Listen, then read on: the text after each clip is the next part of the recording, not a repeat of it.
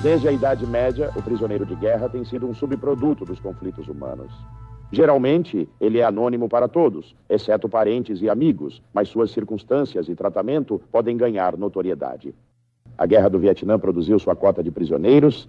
Mais de 650 americanos foram capturados entre 1964 e 1973, mas esses prisioneiros não permaneceram anônimos. Com o passar dos anos, quase todo americano conhecia o nome de ao menos um prisioneiro, esposa solitária ou criança sem pai, pois alguns ficaram em cativeiro por quase 9 anos, mais tempo que qualquer prisioneiro de guerra em outros conflitos. Nesse período, deixaram de ser americanos, esquecidos em uma prisão na Ásia para se tornarem centrais na retirada das forças dos Estados Unidos. Esta é a história do cativeiro deles.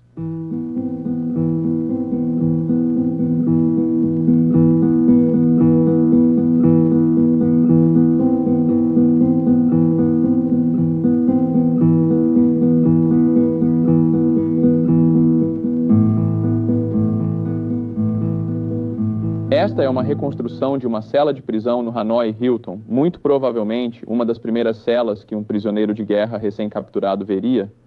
É uma cela individual usada para isolar prisioneiros de guerra.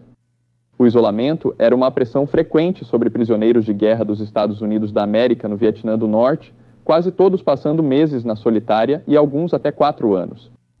Um piloto recém-capturado passou 1000 dias isolado, muitos deles em uma cela assim. Nos próximos minutos, vamos analisar com mais detalhes as condições do cativeiro, ou seja, os aspectos físicos do ambiente dos prisioneiros de guerra, as celas, a comida, os próprios campos de prisioneiros e o tratamento dado pelo captor, os interrogatórios, as pressões físicas e psicológicas.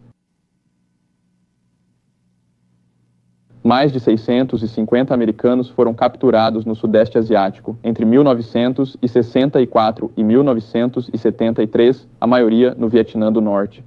Quase todos eram pilotos da Força Aérea ou Marinha, capturados nos bombardeios sobre o Vietnã do Norte entre 1966 e 1968. Os capturados no Vietnã do Sul eram em geral do Exército e fuzileiros navais. Como veremos, poucos deles ficaram presos no Vietnã do Sul. Eles foram levados ao norte para campos de prisioneiros perto de Hanoi.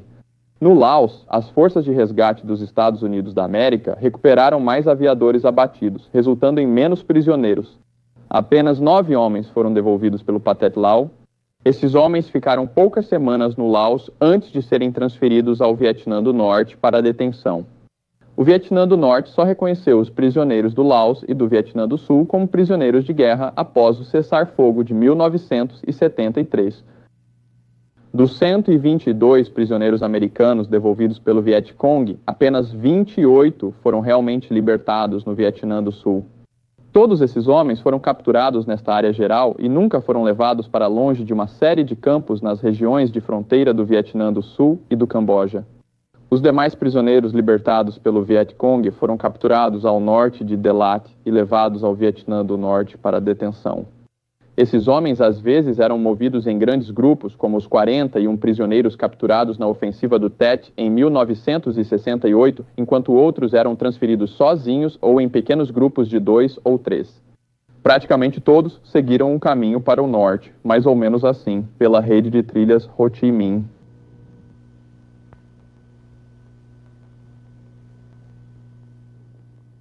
O ambiente para esses prisioneiros de guerra mantidos no Vietnã do Sul era primitivo.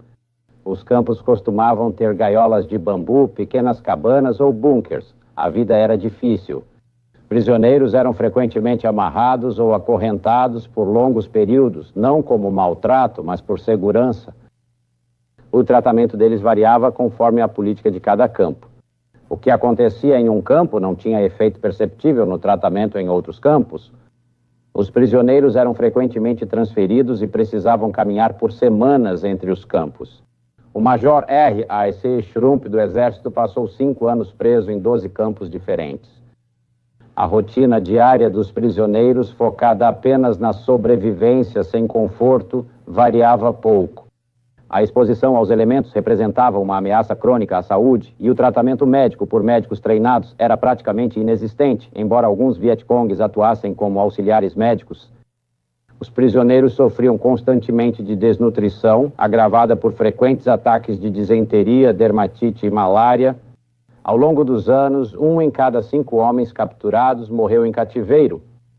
De modo geral, era mais difícil sobreviver ao cativeiro no Vietnã do Sul, mas, por outro lado, não era tão difícil escapar dos campos no sul quanto dos do norte. No Vietnã do Sul, ocorreram 26 fugas bem-sucedidas envolvendo mais de 12% dos prisioneiros de guerra.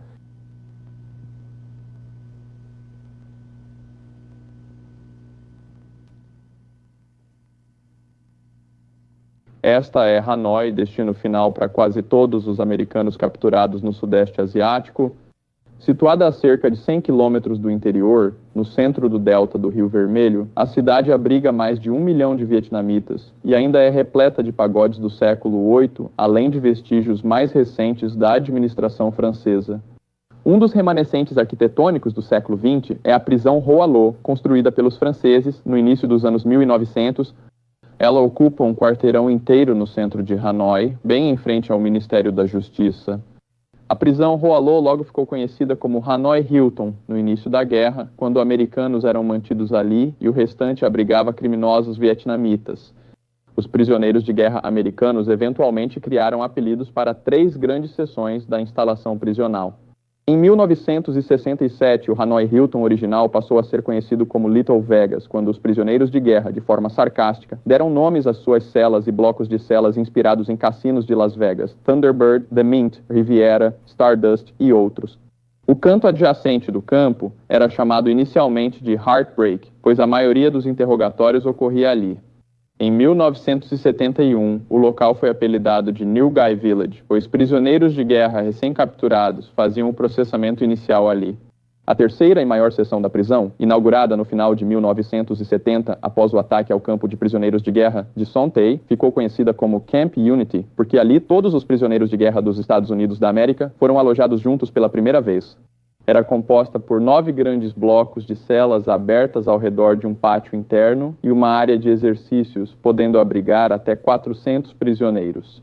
13 campos foram usados para confinar prisioneiros de guerra dos Estados Unidos da América no Vietnã do Norte. 8 desses estavam localizados fora da cidade de Hanoi, geralmente a oeste.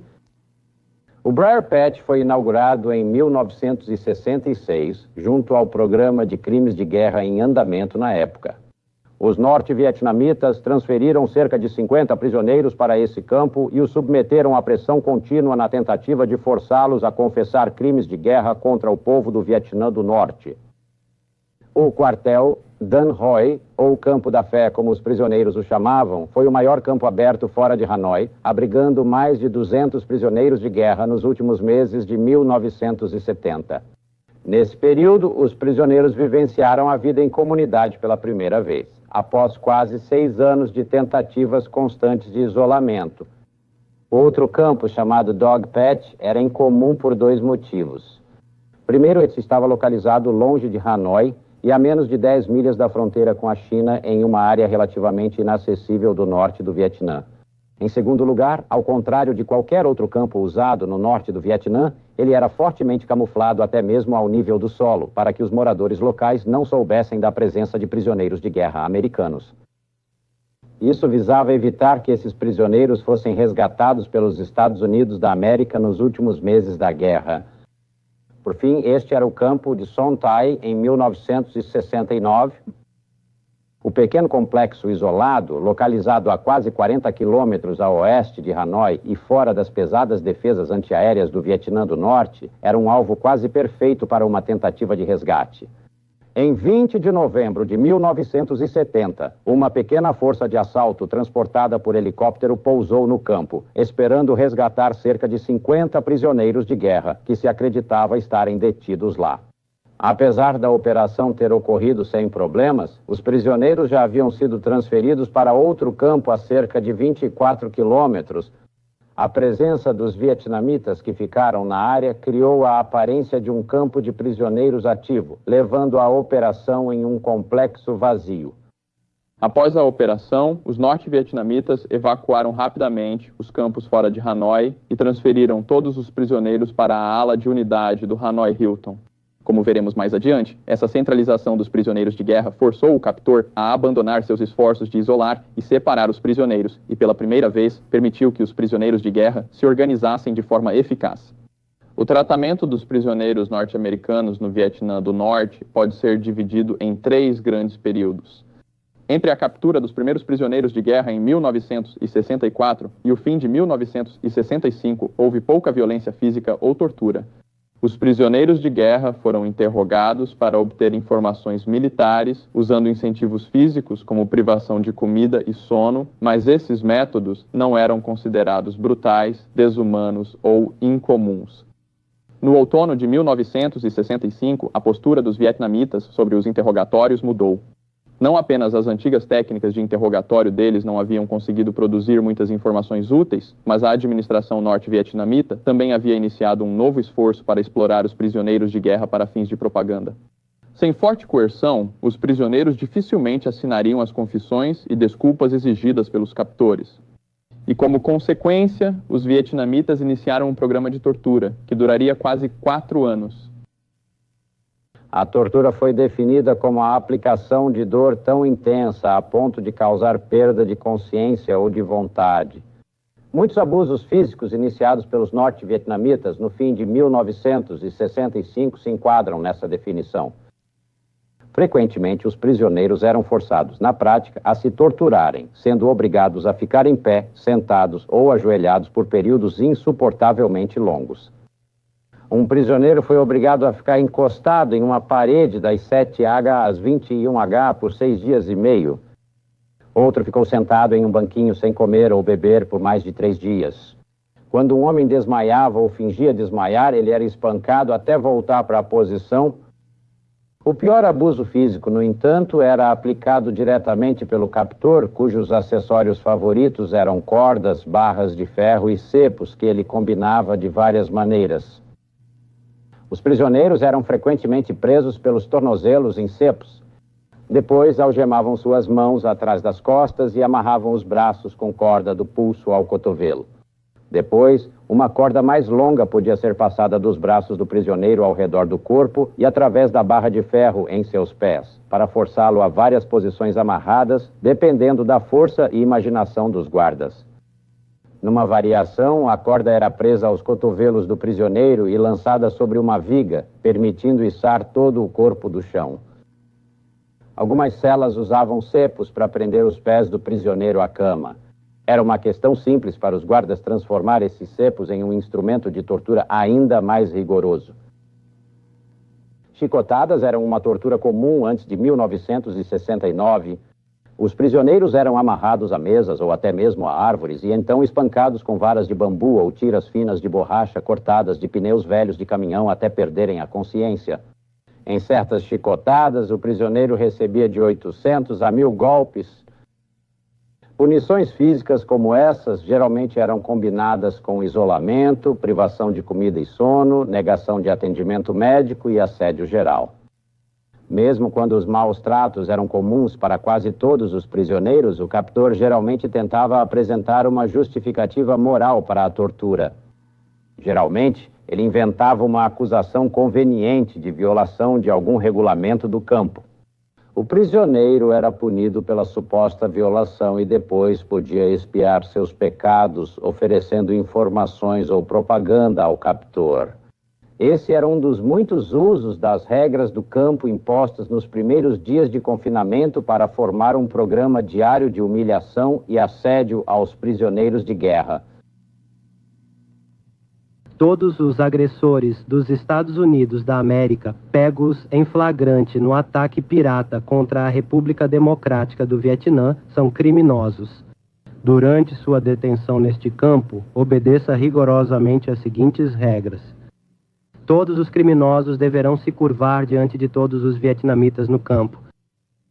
Todos os criminosos devem demonstrar uma atitude educada o tempo todo ou serão severamente punidos. Todos os criminosos deverão responder de forma alegre ou aceitar qualquer pergunta ou fazer qualquer coisa ordenada pela autoridade do CAM. É proibido que os criminosos tentem se comunicar entre si. Após 4 anos de condições rigorosas, o terceiro e último período de tratamento começou em outubro de 1969. Os últimos 3 anos de cativeiro marcaram o fim das torturas graves e o começo de punições mais leves, melhor alimentação e condições de vida melhores. Muito se especulou sobre a causa dessa mudança, provavelmente resultado da forte pressão da opinião pública americana e internacional, que atingiu o auge entre 1969 e 1970. Os vietnamitas notaram que a resistência dos prisioneiros frustrava seus esforços de propaganda e o mundo classificava seus raros sucessos apenas como propaganda. Além disso, muitos prisioneiros estavam doentes e morrendo pelo maltratamento e o captor viu que não podia deixar as condições da prisão piorarem. Durante o cativeiro, os prisioneiros foram interrogados, muitos sob as condições mostradas aqui. Nos primeiros anos da guerra, os interrogadores estavam principalmente interessados em informações militares, como os tipos de aeronaves pilotadas, táticas de combate utilizadas e tipos de armas empregadas. Nesses anos, os interrogatórios fracassaram principalmente pela inaptidão, barreira do idioma e desconhecimento das Forças Armadas dos Estados Unidos. Como exemplo dessa falta de compreensão, pilotos da Marinha eram frequentemente interrogados sobre o sistema de suprimentos necessário para apoiar a força-tarefa no Sudeste Asiático. Esses interrogatórios, no entanto, muitas vezes tinham como objetivo coletar esboços detalhados de porta-aviões, completos com diagramas dos pinos de contenção para porcos e galinhas. Depois, os vietnamitas ficaram mais sofisticados e informados, conseguindo pressionar muito mais os prisioneiros. Assine. Então veremos que seu braço seja tratado imediatamente. Você sabe que não posso fazer isso. Está testando nossa paciência, criminoso? Eu já te dei todas as informações. As maiores pressões, no entanto, geralmente eram reservadas para esforços voltados à obtenção de declarações de propaganda. Embora os prisioneiros geralmente conseguissem evitar responder a perguntas militares, havia pouca oportunidade de escapar quando confrontados com uma declaração de propaganda. O prisioneiro tinha apenas 2 opções: assinar ou não assinar.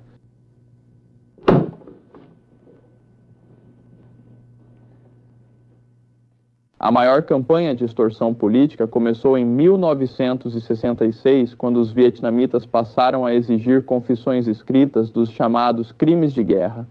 Os prisioneiros eram pressionados a confessar e pedir desculpas por violações do espaço aéreo do Vietnã do Norte e por supostos bombardeios de igrejas, escolas, hospitais e outras instalações civis. Os prisioneiros de guerra também eram pressionados a elogiar o bom tratamento que recebiam e a submeter pedidos escritos de perdão ao povo vietnamita. O chamado Programa de Crimes de Guerra foi lançado com a infame Marcha de Hanoi de julho de 1966, durante a qual 52 prisioneiros de guerra foram conduzidos pelas ruas de Hanoi e espancados, chutados e apedrejados por uma multidão agitada. Transmissões de rádio descreviam o ódio do povo vietnamita e suas exigências de que os prisioneiros fossem julgados como criminosos de guerra. A única alternativa ao julgamento e execução, segundo os vietnamitas disseram aos prisioneiros de guerra, era confessar seus crimes e adotar uma postura adequada, ou seja, cooperativa. Frente a essas ameaças, nenhum prisioneiro de guerra obedeceu. Houve um longo período de tortura em que os prisioneiros foram humilhados como nunca e forçados a escrever as declarações exigidas pelos captores. Delegações dos Estados Unidos da América e de outros países se interessaram pelas declarações e queriam entrevistar um prisioneiro de guerra americano. Esses visitantes eram levados a campos de exibição em Hanoi para ver prisioneiros selecionados. O campo mais frequentemente visitado nos primeiros anos da guerra é mostrado aqui e era conhecido pelos prisioneiros de guerra como a plantação. Homens eram pressionados e até torturados para se reunir com delegações visitantes e recitar relatos decorados sobre seu tratamento e sentimentos anti-guerra. Durante essas visitas, os prisioneiros ganhavam privilégios recreativos especiais, como este jogo de basquete no zoológico. Este campo já foi centro recreativo de oficiais franceses e depois um grande estúdio de cinema vietnamita antes de virar prisão em 1965.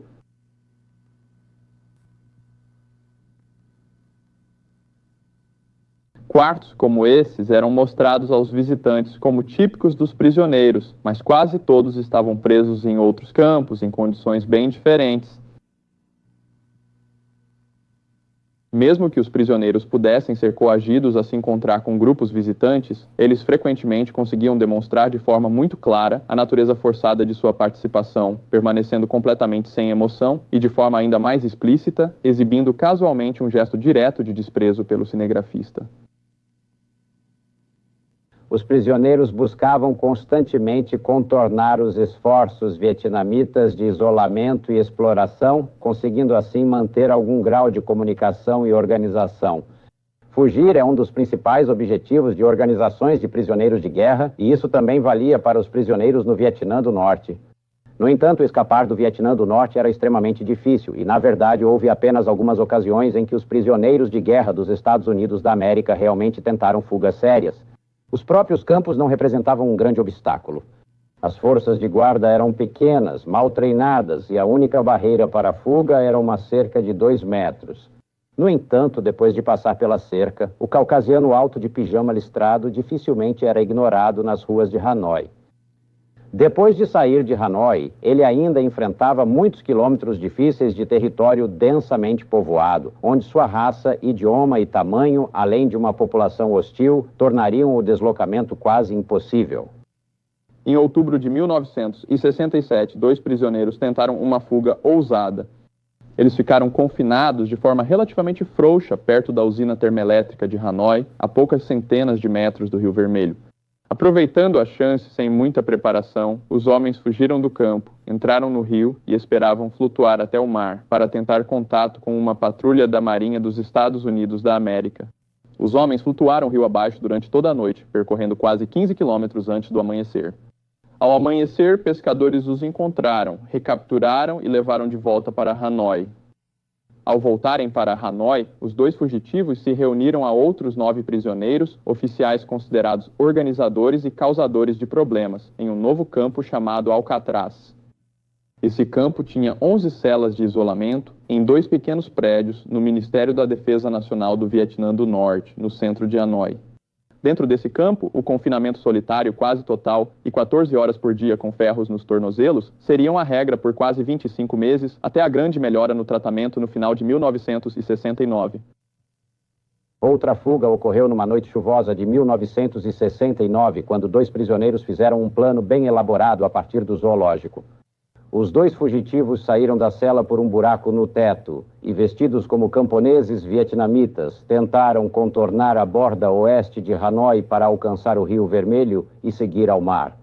Porém, os homens foram recapturados na manhã seguinte, após 10 horas livres.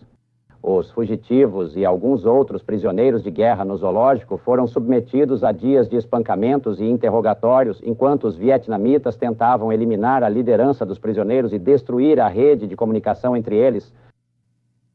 Essa purga no zoológico foi um dos últimos casos de tortura pesada no Vietnã do Norte, pois em outubro de 1969, após mais de 4 anos de tratamento brutal, ocorreu um ponto de virada.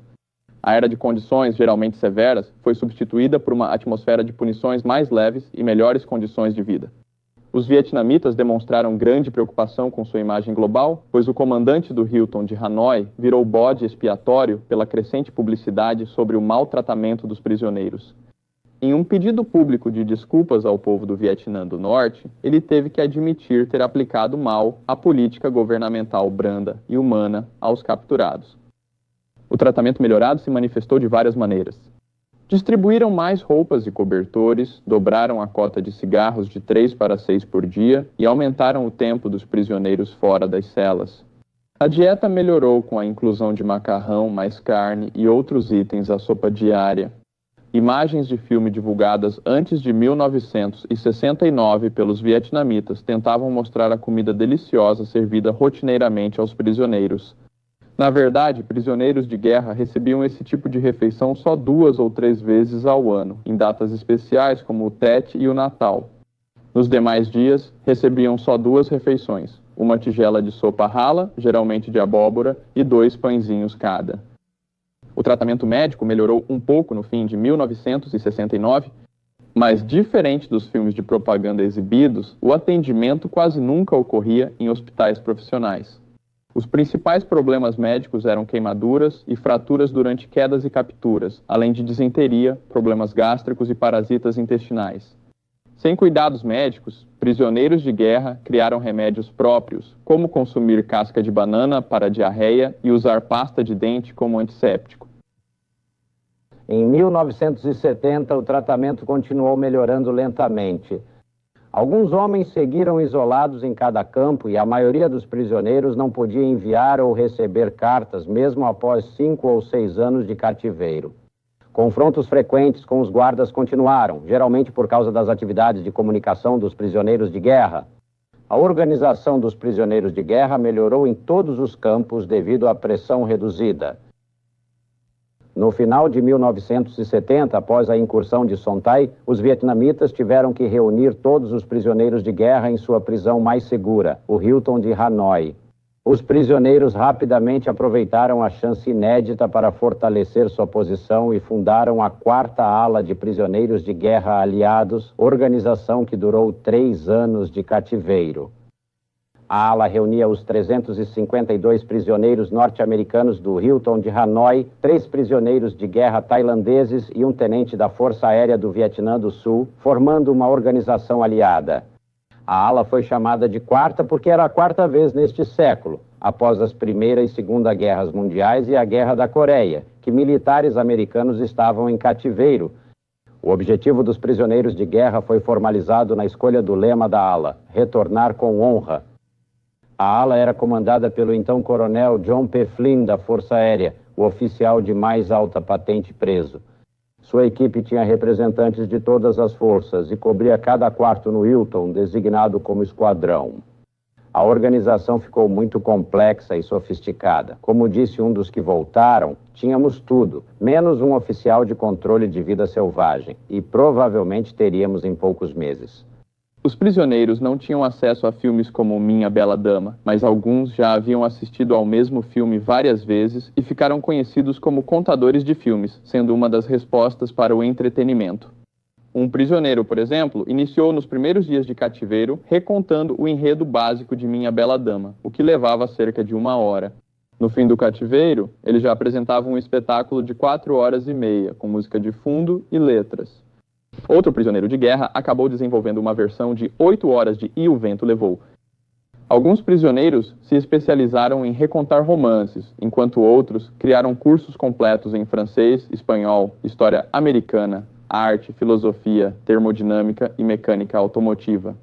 Esses cursos eram ensinados não apenas aos companheiros de cela, mas também a prisioneiros interessados de todo o campo, com as aulas sendo transmitidas de quarto em quarto por meio de batidas nas paredes. A estimulação intelectual dessas atividades era um alívio para homens que passaram anos isolados, sem nada a se fazer, além de se exercitar, sonhar acordado e observar detalhadamente aranhas, lagartos e outras pequenas criaturas nas celas. Conforme os prisioneiros se organizavam mais e ficavam menos vulneráveis aos esforços vietnamitas de exploração ou intimidação, a relação entre eles e os captores evoluiu para uma filosofia de viver e deixar viver. Cada lado definiu sua posição e evitou incursões provocativas no território adversário. Os vietnamitas continuaram a sondar os prisioneiros, no entanto, sempre atentos a uma oportunidade fácil de fazer propaganda ou doutriná-los. Desde o início, os vietnamitas queriam doutrinar os prisioneiros de todas as formas. Seus esforços não buscavam converter prisioneiros ao comunismo, mas sim enfraquecer sua confiança no governo dos Estados Unidos da América e seu papel no Sudeste Asiático. Prisioneiros frequentemente ouviam palestras dos oficiais que buscavam envolvê-los em debates filosóficos sobre a guerra. Como na Coreia, onde prisioneiros de guerra chineses escolhiam entre o caminho reacionário ou progressista, no Vietnã os prisioneiros decidiam entre o caminho de Lyndon B. Johnson ou de Ho Chi Minh. Escolher o caminho errado levava a tratamento pior, tortura e ameaças de prisão perpétua ou morte. Mesmo com diferentes técnicas de doutrinação, os prisioneiros de guerra sabiam que ouviam só um lado da história. Para combater a distorção das notícias, os prisioneiros às vezes usavam um método de interpretação chamado decodificação de 180 graus. Eles acreditavam exatamente no contrário do que diziam os vietnamitas. Então, por exemplo, quando essa notícia era transmitida pelo rádio do campo pela Hanoi Hana, os prisioneiros calcularam que o domingo em questão era o domingo de Páscoa, o dia do grande desfile de Páscoa em Nova York, e que a verdadeira história, provavelmente, era algo mais ou menos assim.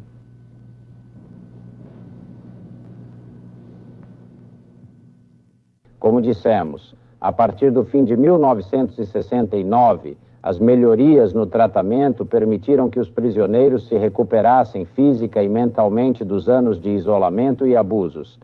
Se os prisioneiros fossem libertados em 1969, veríamos pessoas retornando do cativeiro em condições físicas muito piores. Nos últimos meses de prisão, a partir de setembro e outubro de 1972, os vietnamitas melhoraram significativamente alguns aspectos da vida dos prisioneiros de guerra diante de um iminente acordo de paz. Foram distribuídos alimentos extras e suplementos aos prisioneiros de guerra doentes. Homens de todos os esquadrões puderam se misturar mais e jogar vôlei, basquete e outros jogos do lado de fora. Alguns começaram a receber exames médicos completos, incluindo radiografias do tórax. Nos últimos dias de cativeiro, os vietnamitas passaram a reconhecer e lidar com os líderes da quarta ala, permitindo uma libertação tranquila sob direção da equipe da ala. Você acabou de ver alguns aspectos da experiência de cativeiro no Sudeste Asiático. O que você não viu e o que não podemos recriar para você é um retrato fiel das intensas experiências emocionais que esses homens viveram em seus muitos anos de confinamento. A vida de um prisioneiro nunca é fácil. Considerando a grande melhora no tratamento no fim de 1969, conclui-se que o cativeiro, antes muito difícil, tornou-se quase suportável depois disso.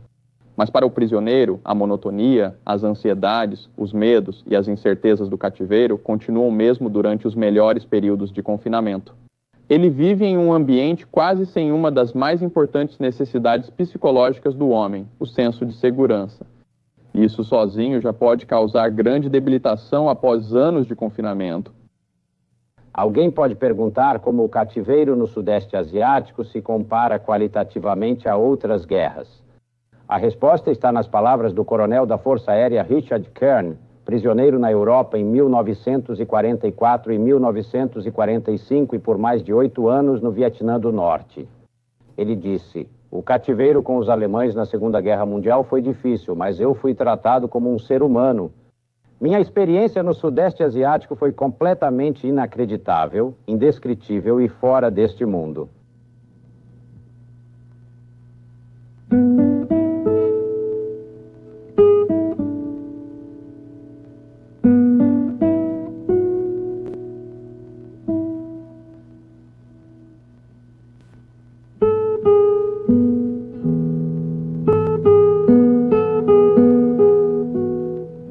Os prisioneiros retornaram com honra, orgulho e fé em seu país, surpreendendo muitos americanos. Mas a lição que eles aprenderam e demonstraram tão abertamente foi ensinada por Goethe anos atrás. O que vocês herdaram de seus pais, conquistem novamente por si mesmos, ou isso não será de vocês. Esses homens enfrentaram uma crise de liberdade rara entre americanos. Eles foram forçados a se examinar de perto, a abrir mão da busca pelo conforto e a redescobrir os recursos de vigor, fé, coragem e imaginação que são necessários para a sobrevivência. Pensamento intenso, idealismo forte, sacrifício total. Esses foram os atributos que tornaram possível para esses homens retornarem com honra.